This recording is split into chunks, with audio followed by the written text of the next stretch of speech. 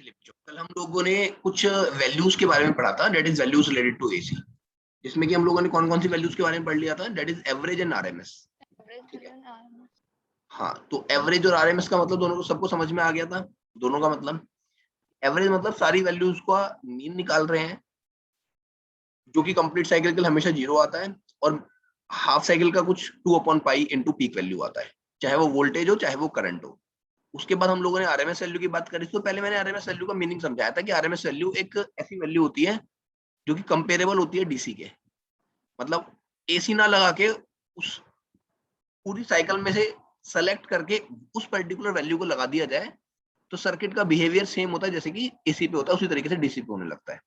ठीक है, तो मैंने डेफिनेशन लिखी थी, फिर इसका लॉजिकल मीनिंग समझा था। ठीक है, तो ये कुछ ऐसा आ गया था।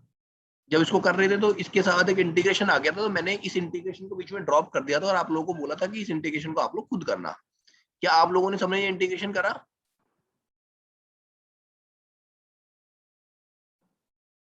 क्या ये वाला इंटीग्रेशन जो मैंने यहाँ पे सीधा आंसर लिख दिया T/2, ये आप लोगों ने कर लिया? सब थोड़ा सा मैंने हिंट दे दिया था कि किस तरीके से होगा। क्या ट्राई किया आप लोगों ने?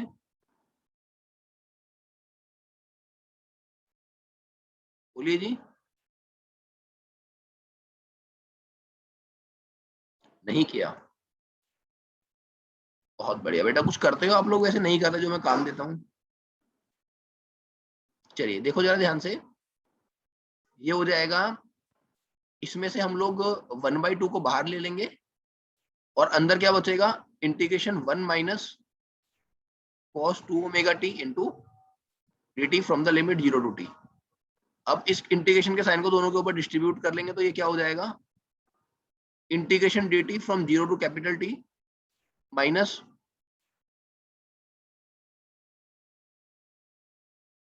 Integration cos 2 omega T dt from 0 to capital T। ठीक है, हाँ जी, तो बताइए इसका आंसर क्या होगा? इसका आंसर क्या हो जाएगा, dt का इंटीग्रेशन कैपिटल T माइनस इसका इंटीग्रेशन होगा बच्चों क्या होगा, साइन 2 ओमेगा। हाँ, साइन 2 ओमेगा टी का इंटीग्रेशन करने का तरीका मैंने आप लोगों को सिखाया था, कैसे हुआ था?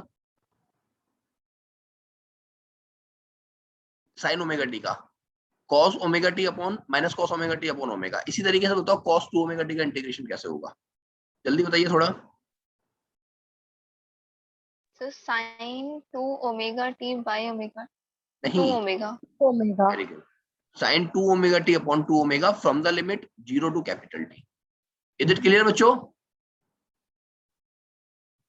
चलिए, yes अब अगर sir ये क्लियर है तो इसमें हम लोग लिमिट पुट करेंगे तो ये 1/2 बाहर है, ये हमारा टी है, ये हमारा 1/2 ओमेगा बाहर आ जाएगा, और इसमें हमें क्या करना है, sine 2 omega capital T minus sine 0, इस तरीके से वैल्यूज को डालना है। ठीक है, तो कितना हो जाएगा, 1/2 टी माइनस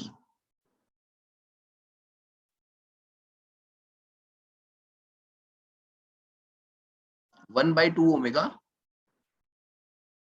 हाँ जी, साइन 2 ओमेगा कैपिटल टी। तो क्या लिखेंगे, साइन 2 ओमेगा की जगह लिख देंगे 2 pi by capital T into T minus sine 0 मतलब 0। इस टी से टी कैंसिल हो जाएगा तो अंदर क्या बचेगा बच्चों, -1/2 omega sine 4 pi minus sine 0 मतलब 0। साइन 4 पाई की वैल्यू क्या होती है बच्चों, साइन 720 मतलब,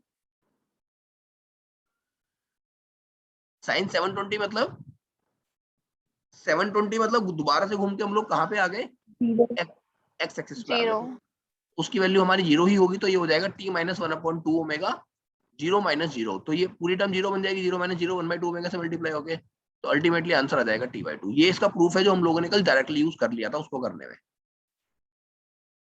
ठीक है, चलिए अब थोड़ा सा हम आगे बढ़े। एक चीज और यहाँ पे देखो, इस वाले चैप्टर को जब हम करेंगे तो हमें बहुत सारी जगह साइन और कॉस की वैल्यूज यूज करनी पड़ेंगी, तो उनको हम लोग कैसे याद रखेंगे? याद है तो बहुत अच्छी बात है, अदरवाइज देख लो, इस वाली लाइन को हम क्या बोलते हैं, 0 डिग्री या फिर 360 डिग्री, इसको बोलते हैं 90 डिग्री, इसको क्या बोलते हैं 180 डिग्री, इसको क्या बोलते हैं 270 डिग्री। ठीक है, तो अगर इस वाली एक्सिस पे मान लो एक पॉइंट है जिस पॉइंट को मैं मार्क कर रहा हूं,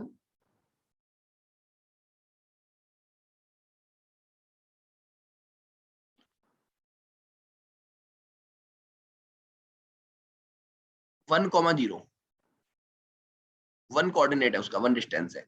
अगर वही पॉइंट यहाँ पे जाएगा तो बच्चों उसके कोऑर्डिनेट क्या होंगे? 0,1। अगर यहाँ पे जाएगा तो उसके कोऑर्डिनेट क्या होंगे? -1,0। अगर यहाँ पे होगा तो उसके कोऑर्डिनेट क्या होंगे बच्चों? 0,-1। इसको ऐसे रीड करो, ये cos थीटा sin थीटा लिखा हुआ है। क्या मतलब इस बात का? मतलब अगर cos 0 की वैल्यू चाहिए तो cos 0 की वैल्यू क्या होती है बताओ? ये वाली।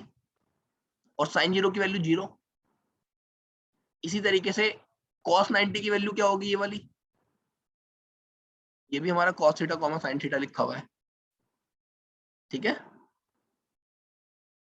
ये वाली वैल्यू किस चीज की होगी बताइए? cos theta sin theta. तो cos 180 की वैल्यू क्या होगी बच्चों? cos पाई की -1 और sin 180 -1। की 0।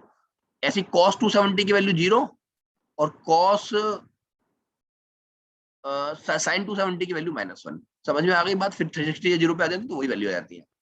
एक्स एक्सिस पे कहीं भी sin 0 होता है और cos 1 या -1 होता है, और y एक्सिस पे cos हमारा 1 या -1 होता है, sin 0 होता है। ऐसे याद रखो। समझ में आ गई बच्चों बात? तो अभी तक हम लोग चैप्टर में कितने इंटीग्रेशंस कर चुके हैं? आई थिंक 2 और 3। एक ये किया था, एक खाली sin ओमेगा टी का किया था, और किसका किया था? दूसरा हमने आरएमएस के अंदर एक ही किया था ना। ठीक है, तो यहाँ पे लिख लेते हैं एक बार। अभी तक हम लोगों ने कौन कौन से इंटीग्रेशंस करे हैं? एक तो हम लोगों ने sin ओमेगा टी का करा है, जो कि क्या होता है बच्चों? या पूरा लिमिट के साथ देख लो। sin ओमेगा टी का इंटीग्रेशन 0 टू कैपिटल टी पूरा तो हमारा 0 होता है। cos ओमेगा टी का बोलो।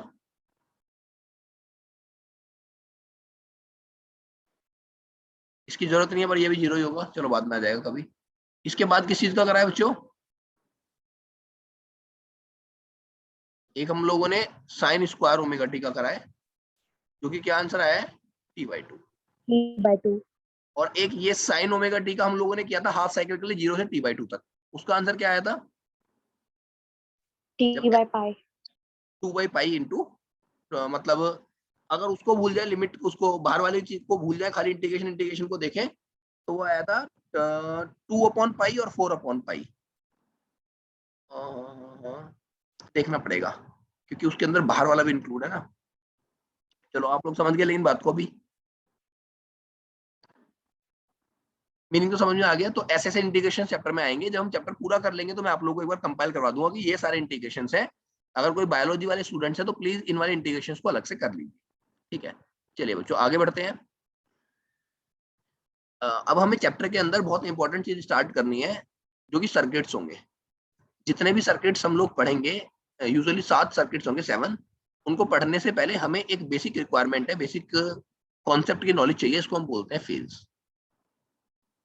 ठीक है, ये फेज को अगर हम देखेंगे ये फेज क्या होता है, तो आप क्लास 11th की थोड़ी सी बात अगर किसी को याद हो तो ये कॉन्सेप्ट हम लोगों ने ऑक्सीलेशन में पढ़ा था कि फेज क्या होता है। थोड़ा थोड़ा ऑक्सीलेशन में हम लोगों ने थोड़ा थोड़ा सीखा था कि फेज क्या होता है। उसी तरीके से यहाँ पे भी कुछ ना कुछ एक क्वांटिटी होती है, इसको हम फेज बोलते हैं। ठीक है, क्या कोई बच्चा मुझे याद दिलाएगा 11th क्लास में हम लोगों ने फेज किस तरीके से डिफाइन किया था?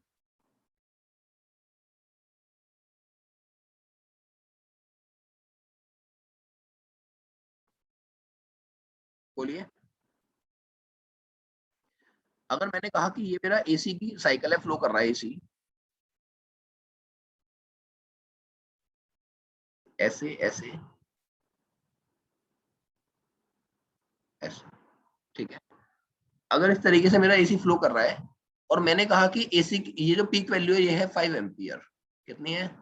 5 एम्पियर। तो आप लोग ये बताइए कि अभी मैंने कहा कि इस टाइम पे, किसी भी एक टाइम पे मेरे करंट की वैल्यू 2 एम्पियर है। कितनी है? 2 एम्पियर।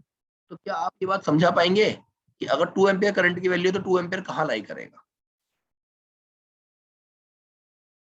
वेयर विल 2 एम्पियर लाई, बताइए।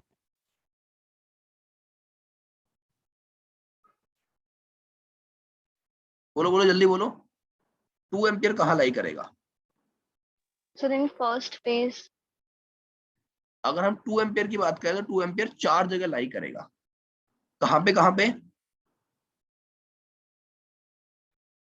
एक तो देखो यहाँ पे लाई करेगा जब करंट 0 से पीक वैल्यू की तरफ बढ़ रहा है पॉजिटिव हाफ साइकिल में।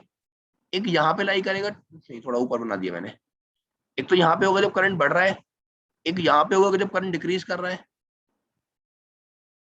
एक यहाँ पे होगा जब नेगेटिव की तरफ बढ़ रहा है, और एक जब नेगेटिव के पीक से दोबारा 0 की तरफ जा रहा है, यहाँ पे भी एक 2 होगा। यस और नो? अरे हाँ या ना बच्चों? But सर नीचे तो -2 होगा ना? हाँ बिल्कुल -2 होगा, लेकिन माइनस साइन से हम क्या रिप्रेजेंट कर रहे हैं श्रेया? माइनस हम इसलिए दिखा रहे हैं कि पॉजिटिव Opposite हाफ साइकिल के direction. रेस्पेक्ट में करंट ने अपनी डायरेक्शन को रिवर्स कर लिया। लेकिन अगर मैं मैग्नीट्यूड की बात करूँ, बताओ, मैंने कहा मेरे सर्किट में मुझे 2 एम्पियर करंट दिखाई दे रहा है, तो मैं थोड़ा अनपढ़ सा बन गया, इलिटरेट हो गया मैं इस केस में कि कौन सा 2 एम्पियर है। 2 एम्पियर तो यहाँ पे 4 जगह आ रहा है, ठीक है? क्योंकि 2 एम्पियर जाते, देखो -2 का कॉन्सेप्ट तो पॉजिटिव के रेस्पेक्ट में अपोजिट डायरेक्शन है, लेकिन मैग्नीट्यूड तो उस करंट का 2 ही है ना, ठीक है? अच्छा बेटा, एक मिनट जरा, मुझे अटेंडेंस लेनी है। I have to check who all are present and who all are not attending the class for so many days. Jasprit is here. Jasprit is not here. Let me write the name.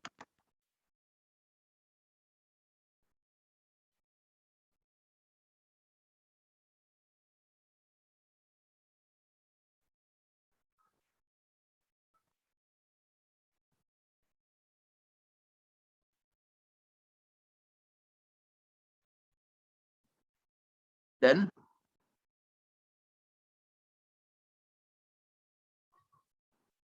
Harsh, are you present? Yes, sir. Aditi, Present, sir. Yash Kasana, Yes, sir.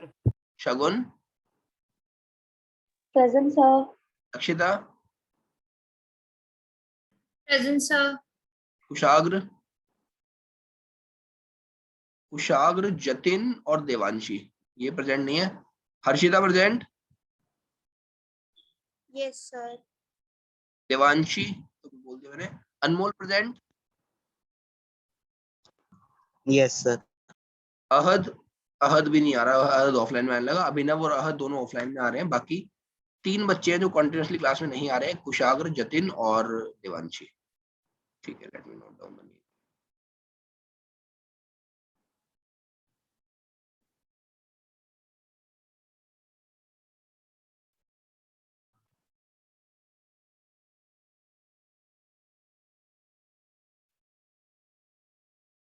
Excuse me, sir. हाँ बेटा। Sir Monday को मेरा physics का paper है pre term 1, तो sir अगर मुझे कुछ डाउट्स वगैरह हुए तो मैं कब पूछ सकती हूँ? बेटा मैं आपकी एक्स्ट्रा क्लास ले लूंगा, कोई इशू नहीं है। अब मैं ले लूंगा, अभी अगले कल को ले लेते हैं। कल को रात को 9 बजे रख लें एक्स्ट्रा क्लास सबके लिए। Okay sir. सब लोग आ सकते हैं, जो भी आपके डाउट्स वगैरह आजकल पूछ लें, क्या सबके एग्जाम्स आ रहे हैं, इट इज इम्पोर्टेंट। बाकी बच्चों, on Sunday you have a test of chapter number 6 electromagnetic induction, ठीक है? संडे EMI एक टेस्ट है इलेक्ट्रोमैग्नेटिक इंडक्शन का, चैप्टर 6 का, जो कि कंप्लीटली एग्जैक्टली वैसा ही होगा जैसे कि आपका बोर्ड का पेपर आने वाला है, ठीक है? चैप्टर 4 और 5 का टेस्ट मेरे पास है, लेकिन मैं इसलिए नहीं आप लोगों को दे रहा क्योंकि मैंने चैप्टर नंबर 4 का असाइनमेंट अभी आप लोगों को वीडियो नहीं भेज पाया, वो बीच में फिर रुक गई, ठीक है? तो उसकी वीडियो जब मैं आपको भेज दूंगा उसके बाद मैं आपका चैप्टर 4 का टेस्ट लूंगा। बाकी आप लोग चैप्टर 4 की भी थ्योरी जो मैंने पूरी पढ़ाई है और जो न्यूमेरिकल्स मैंने चैप्टर के बीच में कराए थे वो चैप्टर 4 और 5 के कर लीजिए। 4 का जो 95 क्वेश्चंस का असाइनमेंट है उसकी वीडियो मुझे आप लोगों को भेजनी है। बाकी all is done from my side, ठीक है? इस बार आपका टेस्ट है और अगले वीक तक ये चैप्टर कंप्लीट हो जाएगा, तो फिर एक टेस्ट इसका भी ले लेंगे, इसका असाइनमेंट करवा के इसका भी एक टेस्ट ले लेंगे, ठीक है? तो बी प्रिपेयर फॉर इट, अच्छे तरीके से प्लीज तैयारी करो, ओके? चलिए, हाँ, तो जब मैंने बोला कि इस सर्किट के अंदर 2 एम्पियर का करंट हमारा फ्लो कर रहा है, तो 2 एम्पियर के करंट का क्या कॉन्सेप्ट है कि 2 एम्पियर का करंट एक साइकिल में 4 जगह आता है। तो हमें स्पेसिफाई करना पड़ेगा कि अगर किसी ने मुझसे बोला कि 2 एम्पियर का करंट है, तो वो कौन सा 2 एम्पियर है? अब कौन से 2 एम्पियर का मतलब? कौन से वाले 2 एम्पियर का मतलब बच्चों, ग्रो करता हुआ 2 एम्पियर या फॉल करता हुआ 2 एम्पियर, या अपोजिट में ग्रो करता हुआ 2 एम्पियर, या अपोजिट डायरेक्शन से 0 की तरफ फॉल करता हुआ 2 एम्पियर। तो इसको इलेबोरेट करने के लिए हमें क्वांटिटी की रिक्वायरमेंट है जिसको हम बोलते हैं फेज। ठीक है, तो हम फेज को ऐसे डिफाइन करते हैं, इट इज अ क्वांटिटी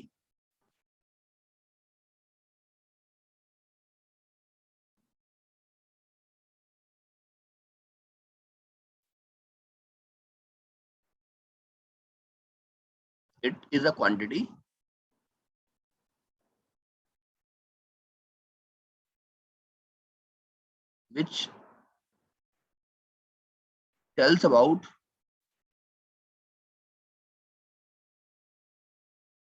ऐसे लिखो चलो, which tells about magnitude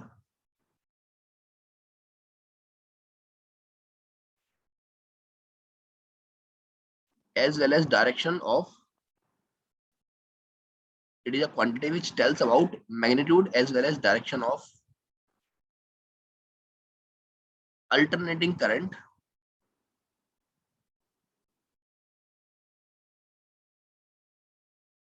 at any instant of time।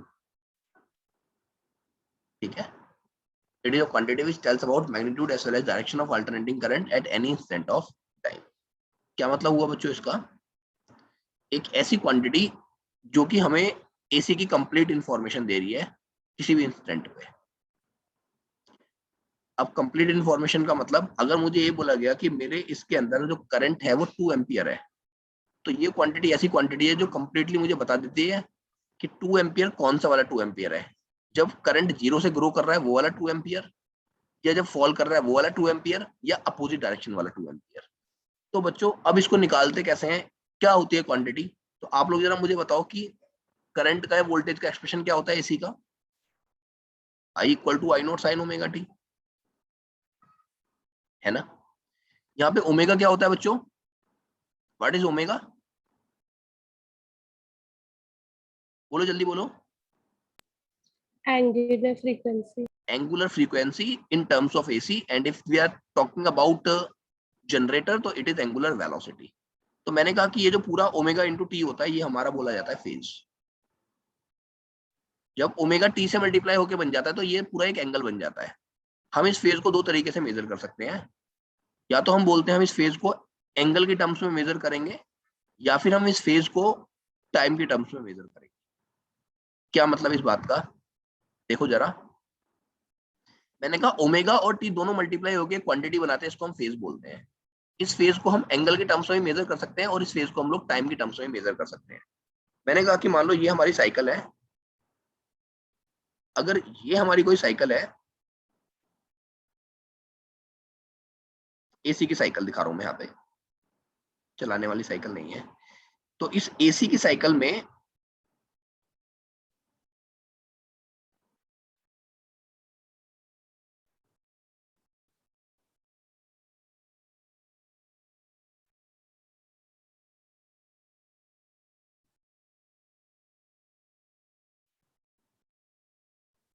मैंने कहा एक पर्टिकुलर साइकिल हमारी कहां से स्टार्ट होती है बच्चों, यहां से स्टार्ट हुई और कहां पे खत्म होती है, यहाँ पे, है ना। अगर साइकिल यहां से स्टार्ट होके यहाँ पे खत्म हो रही है, तो एक बात बताओ, अगर मैं बोलूं, शायद मैंने ये बात बताई भी थी आपको, वो वाली बात, टाइम वाली बात बताई थी मैंने आपको कि जनरल टाइम हम कैसे पुट कर सकते हैं। हाँ वो करके दिखाया था ना मैंने, थोड़ा सा याद आ रहा है कुछ, हाँ ये तो ना, ये वाला कॉन्सेप्ट समझ में आ गया था, जनरल टाइम, बोलो बोलो, कि टी हमारा जनरल टाइम होता है, इस जनरल टाइम की अलग अलग वैल्यूज रखने पे हमें अलग अलग वो मिल रही है। तो अब मैंने ये बोला आपको कि अगर मैं यहाँ पे अपनी वैल्यू को टी बाई छोटे टी की जगह टी बाई 4 रख देता हूँ, तो क्या मैं बोल सकता हूँ कि मैं इस वाले इंस्टेंट की बात कर रहा हूँ, ये वाला जो इंस्टेंट है, इस इंस्टेंट पे क्या पता लग रहा है मुझे कि जो टोटल टाइम है अभी उसका कितना टाइम हो चुका, टोटल टाइम मतलब एक साइकिल के टाइम का कितना टाइम कवर हो चुका है, टी बाई 4। जैसे ही मैं इसमें टी बाई 4 डालता हूँ बच्चा, आई की वैल्यू क्या आ जाती है, जैसे ही मैं टी बाई 4 डालता हूँ आई की वैल्यू क्या आ जाती है बच्चों, I know. आई नॉट, और ये आनी भी चाहिए, अब sir I Yes, not sir. Value, highest value तो एसी कहीं और भी अटेन कर रहा है, लेकिन दूसरी बार फिर हमारी मान लो चलो यहाँ पे हमारी वो वैल्यू आ गई, इसको हम टी बोलते हैं, सॉरी टी/2 बोलते हैं। टी/2 पे एसी की वैल्यू 0 हो जाती है, और इस वाली वैल्यू को हम लोग क्या बोलते हैं, 3t/4। ठीक है, तो अगर इस वाली वैल्यू को हम लोग 3t/4 बोलते हैं, तो 3t/4 का क्या मतलब है कि 3t/4 पे जो हमारी वैल्यू आती है वो कितनी आ रही थी बताओ? Minus I naught. I naught different ये direction. हमारा आई नॉट है, ये हमारा माइनस आई नॉट है। जैसे ही मुझे किसी पर्सन ने बोला कि बताइए ये कि टाइम हमारा कैपिटल T/4 है, कैपिटल T/4 सोचते ही मेरे दिमाग में एक बात आई कि अभी पूरी साइकिल का 1/4 हो रहा है, मतलब अभी पूरी साइकिल कंप्लीट नहीं हुई है, अभी पूरी साइकिल का 1/4 पार्ट कंप्लीट हुआ है। अगर पूरी साइकिल का 1/4 पार्ट कंप्लीट हुआ है तो जो भी आंसर आएगा वो हाईएस्ट वाला, मतलब इंक्रीज करते हुए की तरफ होगा, डिक्रीज करते हुए की तरफ नहीं होगा। ठीक है, अब मैंने कहा जो हमारा ये फॉर्मूला है I = I not sin omega T, current का एक्सप्रेशन है, जनरल करंट का एक्सप्रेशन, इसको थोड़ा सा मॉडिफाई कर देते हैं, इसको हम लोग I = I not sin omega T की जगह सीधा ओमेगा इंटू टी को मल्टीप्लाई करके लिख देते हैं I = I not sin theta. अच्छा, ये थीटा वैसे है क्या चीज? मैंने आप लोगों को बताया था कि हमारी जो एसी होती है वो किस चीज से प्रोड्यूस होती है बच्चों? जनरेटर के कॉइल के रोटेट करने से। कॉइल अगर ऐसे होता है तो हम बोलते हैं अभी 0 डिग्री है, जब ऐसे हो जाता है तो कितना हो गया? पहले के रेस्पेक्ट में कितना घूम गया कॉइल? 90, 180, 270 और 360। जब ये एक पूरी साइकिल कर लेता है तो इसकी साइकिल सिंक्रोनाइज्ड होती है किससे? इसकी साइकिल सिंक्रोनाइज्ड होती है बच्चों किससे? साइन के एंगल। एसी की साइकिल से। मतलब जब ये अपना एक चक्कर पूरा करता है जनरेटर का कॉइल, तो एसी अपनी एक साइकिल को पूरे कर लेती है। ये बात कितने बच्चों को समझ में आ गई? सर मुझे नहीं समझ आई, Yes, sir. आप दोबारा बता दीजिए। मैंने कहा जनरेटर ऐसे रखा हुआ है, मतलब कॉइल जो है वो इस तरीके से रखा हुआ है,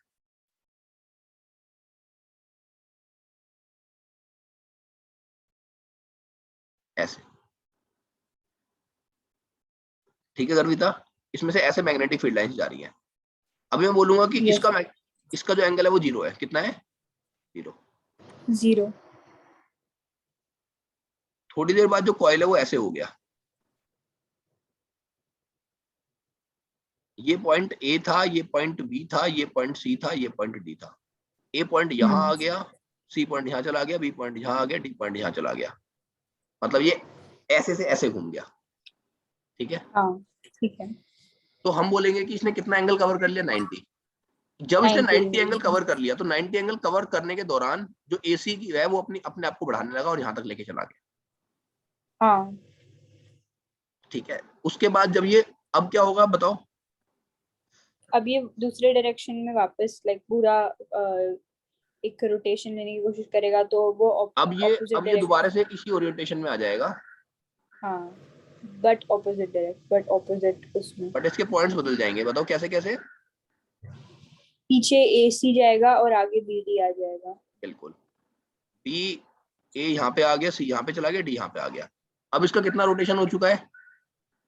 3π/, नहीं नहीं, मतलब 180। कितना? अच्छा 180 सॉरी तो सॉरी अब ये जब 180। यहाँ से यहाँ तक आ रहा है तो अपनी साइकिल को अपने आप को रिड्यूस करा रहा है। ठीक है, हाँ अब फिर अब 180 हुआ है तो 360 होने में भी वहां तक पहुंचने में 2 बार और घूमेगा 90-90।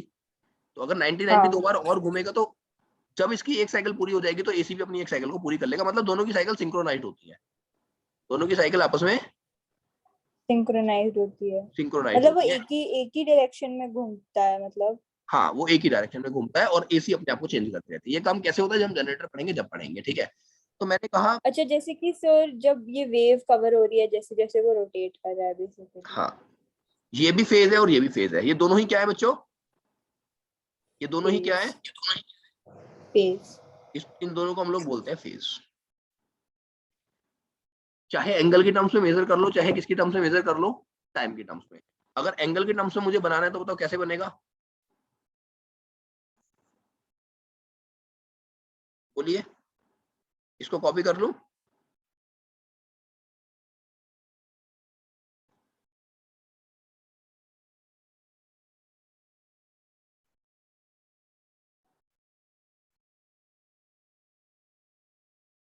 सर ये एंगल के टर्म में फेज हो जाएगा। एक मिनट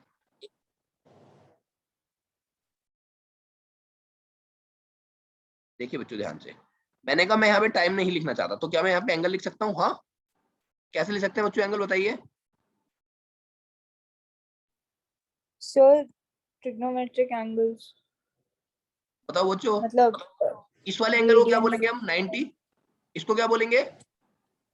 180, इसको क्या बोलेंगे? 270 और इसको क्या बोलेंगे? और 360। 360। कैसे सर जस्टिफाई इसे करेंगे? रेडियन में भी लिख सकते हैं ना? हाँ, π/2, पाई, 3π/2 और 2π। ठीक है, हाँ। तो मैंने कहा कि अब हमारी मर्जी है कि हम फेज को कैसे मेजर करना चाहते हैं, एंगल की टर्म से मेजर करना चाहते हैं या टाइम की टर्म से मेजर करना चाहते हैं। फेज जैसी मैं उस वैल्यू को पुट करूंगा हमें कंप्लीट इन्फॉर्मेशन मिल जाएगी एसी की। जैसे कि अगर मैं बोलूं ये हमारा t/4 था, ये हमारा t/2 था, ये हमारा 3t/4 था और ये हमारा t था। मैंने कहा मैं पहले वाले एक्सप्रेशन को यूज करना चाहता हूँ, नहीं मैं दोनों को यूज करना चाहता हूँ कि जब हमारा टाइम होगा t/4 या फिर एंगल होगा 90, तो बच्चों आई की वैल्यू क्या आएगी बताओ जल्दी? I0। I0 जब हमारा टाइम होगा पूरे टाइम का t/2, ये एंगल की टर्म्स में, ये टाइम की टर्म्स में मेजर हो गया, या फिर एंगल होगा 180, तो बताइए आई की वैल्यू क्या आएगी बच्चों? 0। 0 तीसरा तीसरा जब टाइम हमारा होगा I equals to 3 3t/4 and theta equals to angle 270. 270। And theta equal to 270। आप दोनों एक्सप्रेशन में रख के देख, दोनों एक्सप्रेशन को रख के देख लेना, हमेशा आंसर क्या आएगा आपका? -I0। 3t/4, तो आई की वैल्यू आएगी -I0। अब देखो 270 डिग्री ने या फिर 3t/4 ने ही हमें बता दिया क्या कि देखो अब आप पहुंचने वाले हो लास्ट में, तो अब अगर जो वैल्यूज आएगी वो इनिशियल वाली नहीं आएगी, अब वो लास्ट वाली आएगी। और अगर मैं बोलूं कि टी हमारा कितना है, टी टी, या फिर थीटा हमारा 360 है, तो इस केस में जो हमारा आई आएगा वो कितना आएगा बच्चों? 0। 0। समझ में आई बात? सर ये बात तो हमें पहले भी पता चल रही थी, बट कौन सी बात? कि क्या बोलते हैं T/4 पर I0 आता है, T2 पर हाँ 0 बिल्कुल, और लेकिन मैंने आपको ये जो बात समझाई थी ये फेज के नाम से नहीं समझाई थी, ये बात मैंने आप लोगों को जनरल टाइम के नाम से समझाई थी। जनरल टाइम को पुट करते तो हमें डिफरेंट डिफरेंट पॉइंट्स पे वैल्यू मिल जाती है, ये समझाया था मैंने, आपको याद होगा। सर आपने एक जो प्रॉब्लम पहले हाईलाइट करी थी कि अगर कोई जैसे 2 था एक ग्राफ पर, तो वो 4th जगह पे आ रहा था और हाँ हाँ हाँ, हमको बिल्कुल बिल्कुल, 4। अभी अभी अभी उस प्रॉब्लम को दोबारा हाईलाइट कर रहा हूँ मैं, अभी उस प्रॉब्लम को मैं दोबारा हाईलाइट कर रहा हूँ। एक सेकंड रुको बस, बिल्कुल वही समझाना है मुझे। मैंने कहा फेज एक ऐसी क्वांटिटी है जिसको अगर हम लोग देखें तो वो हमें दोनों चीजें बता देती है इसी के बारे में। क्या क्या बता देती है बताओ? मैग्नीट्यूड भी और डायरेक्शन भी। मैग्नीट्यूड और डायरेक्शन। डायरेक्शन, ठीक है। चलो अब देखो, अब देखता हूँ मैं आप लोगों का थोड़ा सा थॉट प्रोसेस।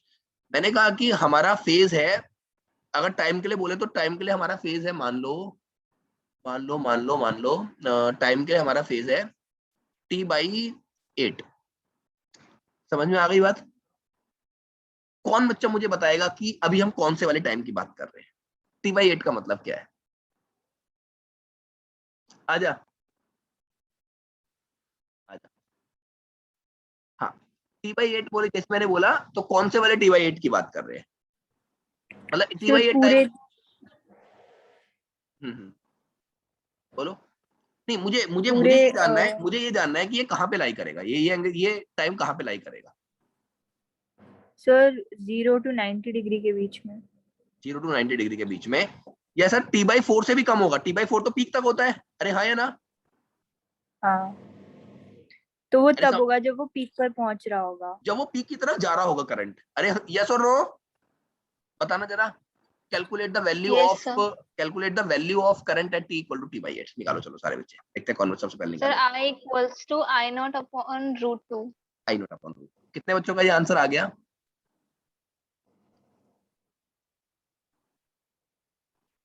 चलो ठीक है, तो क्वेश्चन ये था कि t = t/8 पे क्या होगा, तो आपने कहा I = I0 sin 2π/T into t/8, है ना? इससे ये गया π/4 आ गया, तो I0/√2 आ गया। इसी तरीके से अगर मैं बोलूं कि हमारा t हमारा कैपिटल T/6 है, तो बताना कितना आएगा? I = I0 sin ω/t that is 2π/T into T/6, तो कितना आ गया? π/3। sin π/3 कितना होता है बच्चों? आई नॉट बाई, अरे हाँ या ना? Yes sir. अच्छा, खाली t/8 और t/6 ने मुझे क्या बता दिया था? देखिए जी, t/8 और t/6 से सर हमें ये भी पता चल गया कि वो क्या बोलते हैं, पॉजिटिव आई से पहले है, मतलब कि अभी हम अपनी पहली वाली पीक वैल्यू पे पहुंचे नहीं है, उसकी तरफ जा रहे हैं, है ना? अब यस अगर मैं सर। आपसे पूछूं कि बताओ आई नॉट बाई √2 ने हमें क्या बता दिया? बताया था मैंने इसका 70% of I not, 0.7 70.7% of I not, या फिर 50% ऑफ आई नॉट। मैंने कहा मान लो यहाँ पे आई नॉट होता 10 एम्पियर, तो हमारा आंसर क्या आता? 5 एम्पियर। अगर ये 10 होता, अगर इस केस में if if I equal to 10, I naught equal to 10 ampere, तो आई कितना आता बच्चों? 5 एम्पियर। बताइए, क्या आप इस बात के लिए श्योर है कि 5 एम्पियर कौन सा वाला 5 एम्पियर है? नहीं श्योर है, बोलो। जैसे ही मुझे बोला गया कि t इक्वल टू t/6 है, तो मैं मेंटली प्रिपेयर हो गया, मेरा जो भी आंसर आएगा वो वाला आंसर होगा जब मेरी वैल्यू इंक्रीज कर रही है, जीरो से पॉजिटिव हाफ साइकिल में इंक्रीज करती हुई वैल्यू। अरे समझ में आई बात? Yes sir. Yes sir. Sir but दोनों t/8 और t/6 के वैल्यूज डिफरेंट आएंगे, मतलब उनका आई नॉट तो डिफरेंट आएगा ना, वो तो आई नॉट डिफरेंट क्यों आएगा बेटा? गर्विता, मतलब आई नॉट एक ये नहीं, मतलब साइकिल है, उनका ये जो, साइकिल फिक्स है। T by sorry at sorry, कहीं आई यहाँ लाई नॉट करेगा, डिफरेंट नहीं आएगा बट t/8 यहाँ लाई करेगा, हाँ t/6 यहाँ लाई करेगा, थोड़ा सा पहले। हाँ उनका वैल्यू मतलब आई नॉट सेम है, बट हाँ, उनका जैसे क्योंकि वो आई नॉट डिवाइडेड बाय √2 है और ये आई नॉट का हाफ है, तो बिल्कुल बिल्कुल 10/√2 10/2 ऐसे आएगा, ठीक है। अभी समझ में आई सबको ये हाँ कॉन्सेप्ट फेज का? फेज क्या होता है? ये फेज एक, या तो हम इसको एंगल के टर्म्स में नाप सकते हैं, टोटल पूरा एंगल। अच्छा बताओ, t/6 के कॉरेस्पॉन्डिंग कितना एंगल होगा? निकाल सकते हैं? ओमेगा को मल्टीप्लाई कर लो इससे, 2π/T इंटू t/6 कितना एंगल है? π/3, मतलब 60 डिग्री। ये कितना एंगल है? 60 डिग्री। ये कितना एंगल है? 45 डिग्री। क्या बात समझ में आ रही है? Yes sir. तो 45 डिग्री और 60 डिग्री से यहाँ क्लियर हो गया था कि अभी वैल्यू इंक्रीज कर रही है, अभी वैल्यू डिक्रीज नहीं कर रही। हाँ, क्या ये I0/2 value positive half cycle में दोबारा आएगी? हाँ आएगी। बता सकते हो कब आएगी? तो डिक्रीज होते। कितना डिक्रीज एंगल होगा? डिफरेंट डायरेक्शन में। 135 डिग्री। रख के देख लो। नहीं नहीं नहीं, 90 प्लस, हाँ बिल्कुल 135 डिग्री। बताओ, अगर थीटा को यस 135 सर। रखा मैंने, और थीटा के 145 के कॉरेस्पॉन्डिंग हमारा जो फेज आएगा वो कितना आएगा? t/2 plus t/8, t/4 plus t/8, ये आ जाएगा 8 2t प्लस t, 3t/8 कितना आएगा? 3t/8। अब देखो, 3t/8 या फिर θ45 दोनों बराबर है, इन दोनों को, ये दोनों चीजें सेम है। और इसमें हमारा करंट बट कितना आएगा? I0/√2। लेकिन जैसे हमें 135 बोला गया, हमारे दिमाग में क्या आ गया? करंट एक बार अपनी पीक तक जा चुका है। एक बार पीक तक कब जाता है करंट अपनी? पॉजिटिव डायरेक्शन में। 90 डिग्री तक। अब एंगल अगर 90 अच्छा से हाँ। ज्यादा हो रहा है, तो अब करंट दोबारा से नीचे गिरने लगा। अरे क्लियर है बात? यस सर पर सर। वो तो हमें थीटा की वैल्यू देख के पता चल रहा है इसमें, जैसे अगर हम उसका जो मैग्नीट्यूड का कैलकुलेशन होगा वो नहीं, एकदम सेम 3t/8 होगा। को देख के भी पता लग रहा है गर्विता कि 3t/8 t/4 से ज्यादा है। और मैग्नीट्यूड 3/8 निकालना है तो हाँ। I=I0 sin 2π/T से निकाल लो, इंटू टी की जगह चाहे ये डाल लो या पूरे पूरे की जगह 135 डाल लो, बात एक ही है। तो देखो जरा, अच्छा अच्छा हाँ समझ ये आ गया। जाएगा sin 135, sin 135 की वैल्यू क्या होगी बच्चों? sin 90 प्लस 45, sin 90 प्लस 45 की वैल्यू क्या होगी बच्चों? cos 45, cos साइन 45 मतलब हाँ। I0/√। अब जरा देखो, यही वाली वैल्यू एक बार दोबारा तीसरी बार भी आएगी, कहाँ पे? चार दो बार और आएगी, कहाँ कहाँ पे बच्चों? बताओ। सर कौन सी वाली वैल्यू? I0/√2। I0/√2 दो बार अभी और भी आएगी, कहाँ पे आएगी? सर अगर मैं थीटा की वैल्यू को 225 रख दूं। अब देखो 225 बोलती है, आप लोग मेंटली प्रिपेयर हो गए। किस चीज के लिए प्रिपेयर हो गए मेंटली बताओ? 225 बोलते ही किस चीज के लिए मेंटली प्रिपेयर हो गए? सर हाफ साइकिल तो पूरी हो चुकी है। क्यों हाफ साइकिल पूरी हो चुकी है बच्चों? क्यों? क्योंकि 180 तक पहुंच चुका है। 180 पे हाफ साइकिल पूरी हो जाती है। अब कितना आएगा? हाँ। देखो जरा, आई नॉट इंटू साइन 225। साइन 225 को कैसे निकाल सकते हैं बताओ? आई नॉट इंटू साइन, बोलो बोलो, 180 प्लस 45। बताना इसका आंसर क्या होगा? Minus I naught sine 45, minus sine 45। Sine 180 plus theta कितना होता है बच्चों? Minus sine theta. तो ये आंसर जो आएगा वो कितना आएगा? Minus I naught by root 2। क्या बात समझ में आई अब कुछ? मतलब ऐसे है।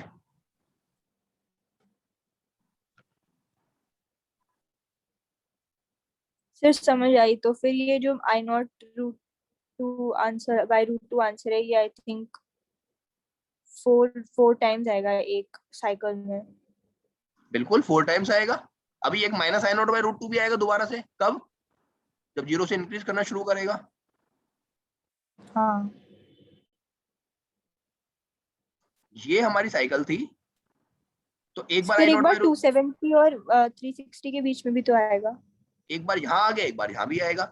लेकिन जब ये एंगल है, हाँ। इस एंगल ने हमें बता दिया कि यहाँ 180 हो गया था। अगर ये 225 और 270 से कम एंगल है तो जो भी वैल्यू आ रही है वो नेगेटिव साइड में इंक्रीज करते हुए तरफ आ रही है।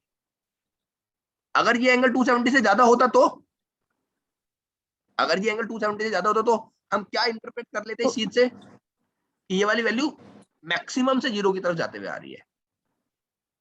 बच्चों क्लियर है ये बात?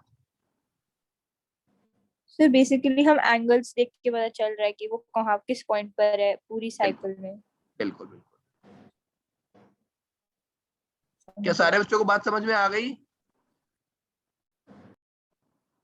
Yes sir. किसी को कोई डाउट है तो पूछिए। फेज समझ में आ गया? फेज क्या होता है बेसिकली? फेज एक क्वांटिटी है जो कि साइन के साथ जो लिखा होता है उसको फेज बोलते हैं। और ये हमें कंप्लीट इंफॉर्मेशन दे देती है वेरिएबल क्वांटिटी की या एसी की, कि एसी कितने वैल्यू पे है और किस जगह पे है। ठीक है, एक साइकिल में किस पॉइंट, पर्टिकुलर पॉइंट पे लाई कर रहा है एसी। अभी किसी को डाउट है तो पूछ लीजिए।